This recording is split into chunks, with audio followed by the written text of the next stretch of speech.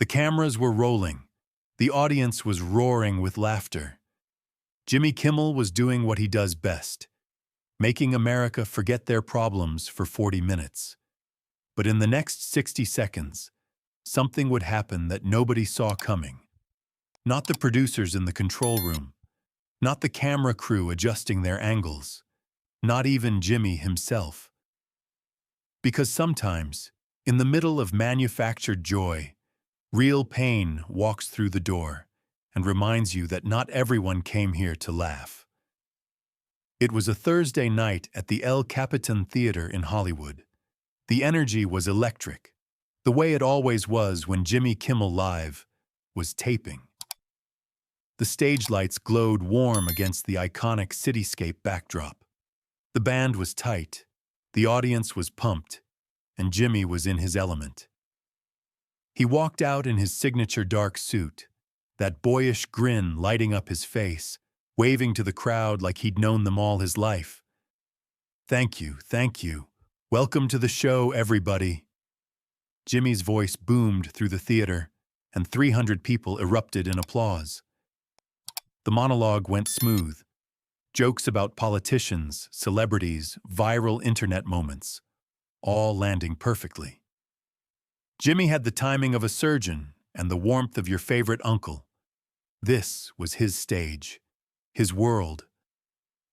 After the monologue, Jimmy did what he always did. He walked down into the audience.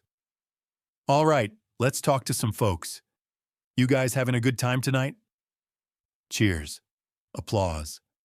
A few screams. Jimmy pointed to a woman in the third row. "You, ma'am, where are you from?" "San Diego." "San Diego, beautiful. You come all the way here just to see my face?" "Yes," she laughed. "Well, I appreciate the effort, but I gotta tell you, it looks better on TV." The audience roared. Jimmy moved through the crowd like he always did. Quick jokes, easy laughs, the kind of banter that felt effortless, but was actually the result of decades of practice. He pointed to a guy in a Lakers jersey, made a joke about the team's record. He asked a couple where they were from, then pretended to confuse their hometown with somewhere completely ridiculous. Classic Jimmy.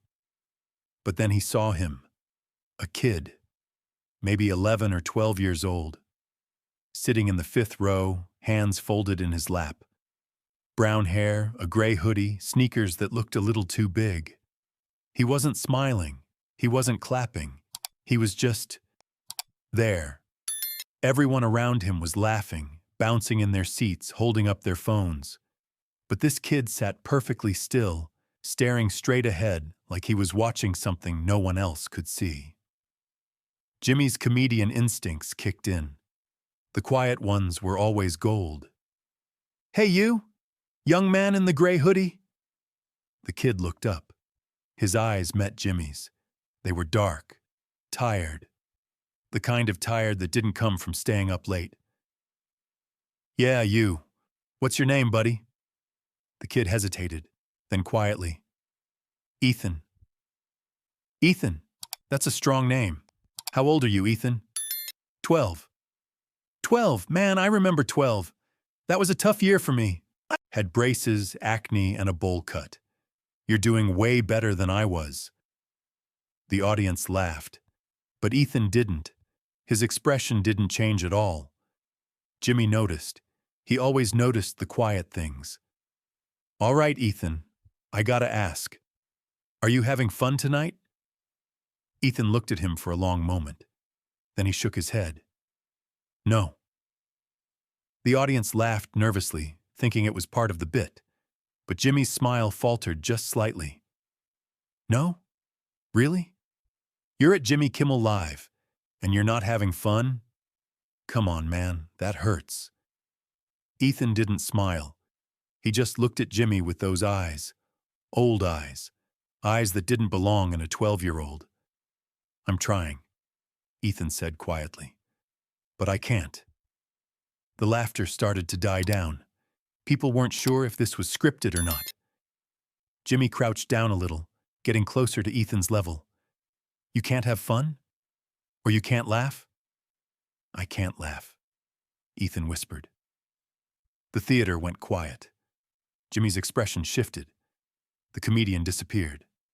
The man remained. Why not, buddy? Jimmy asked gently. Ethan's lip trembled. He looked down at his hands. Because my dad used to say, Ethan, when you laugh, I'm happy. And now he's gone. So I forgot how. The audience froze. Jimmy froze. You could hear the air conditioning hum. Someone in the back row sniffled. Gone? Jimmy repeated softly. What do you mean, gone? Ethan's eyes filled with tears, but he didn't look away. He died. Last month. Car accident. A woman in the audience gasped. Several people put their hands over their mouths.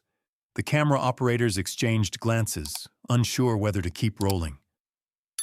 Jimmy Kimmel, the man who had hosted presidents, roasted celebrities, made millions laugh, stood there, speechless. He slowly walked over to Ethan's row. Security moved aside without being asked. Jimmy knelt down right in front of the kid, eye level now. Ethan, Jimmy said, his voice barely above a whisper. I'm so sorry. Ethan nodded, tears streaming down his face now. My mom brought me here because she thought maybe I'd laugh again. Because my dad and we watched your show every night. It was our thing. We'd sit on the couch, and he'd do impressions of you, and we'd just laugh. Jimmy's throat tightened. His own eyes were starting to water. He sounds like he was a great dad. He was the best, Ethan whispered. And I miss him so much. Every single day. I wake up and forget for like 2 seconds. And then I remember, and it's like losing him all over again. Jimmy reached out and put his hand on Ethan's shoulder. He didn't say anything for a moment. He just let the kid speak. What was his name? Jimmy finally asked. Michael. Everyone called him Mike. Jimmy nodded slowly. He glanced back at the stage, at his desk, at the cameras. Then he looked at the producers in the booth and shook his head slightly. Don't cut. Keep rolling. He turned back to Ethan. Can I tell you something, Ethan? The kid nodded. I lost my dad too. Not the same way you did, but I know that feeling. That empty space where someone used to be. And for a long time, I didn't know how to deal with it either. Ethan looked up at him, surprised. You did? Yeah. And you know what I learned? The people we love, they don't really leave us. They stay in the things we do, the way we talk, the jokes we make. Your dad didn't want you to laugh for him, Ethan. He wanted you to laugh because it made you happy. And I think he'd want you to know that it's okay to laugh again. Not because you're forgetting him, but because he's still with you. And he's probably up there right now, waiting to hear that sound again. Ethan looked up at Jimmy, his face wet with tears. You think so? I know so, buddy. Then Jimmy did something he'd never done before. He sat down, right there, in the audience. On the steps next to Ethan, the entire studio watched in silence. Tell me something funny your dad used to do, Jimmy said. Ethan wiped his eyes with his sleeve. He used to dance really bad in the kitchen. Like, really bad. My mom would get so embarrassed. Jimmy smiled. Would he do it in public? Once he did it in a grocery store. I wanted to disappear. That's a good dad right there, Jimmy said. Only the best dads embarrass their kids in grocery stores. Ethan's lips twitched, just barely. But it was there. See? Jimmy said softly. That's the start. That's him right there. And that little smile. That's Mike saying, hey buddy, I'm still here. And then, for the first time in a month, Ethan laughed. It wasn't loud. It wasn't long. But it was real. The audience erupted, not in applause, but in tears. People were hugging strangers. A woman in the front row was openly sobbing. Jimmy pulled Ethan into a hug, a real one, not a TV hug. "There he is," Jimmy whispered. "There's Mike. He just heard that, buddy. I promise you." When they finally pulled apart, Jimmy stood up and looked directly into the camera. "Mike, wherever you are, man, you raised an incredible kid, and we're going to take care of him tonight." He turned to his producer off stage. "Get Ethan and his mom backstage after the show. We're setting up a college fund, full ride, because Mike would have wanted that." The audience stood, not because they were told to, because they had to. Jimmy looked at Ethan one more time. "You're going to laugh again, Ethan, a lot. And every time you do, your dad's going to be smiling. I promise." Ethan nodded, tears still falling, but smiling now. Really smiling. Jimmy walked back to his stage, but he wasn't the same man who'd left it 5 minutes ago. He picked up his cue cards, took a breath, and looked into the camera.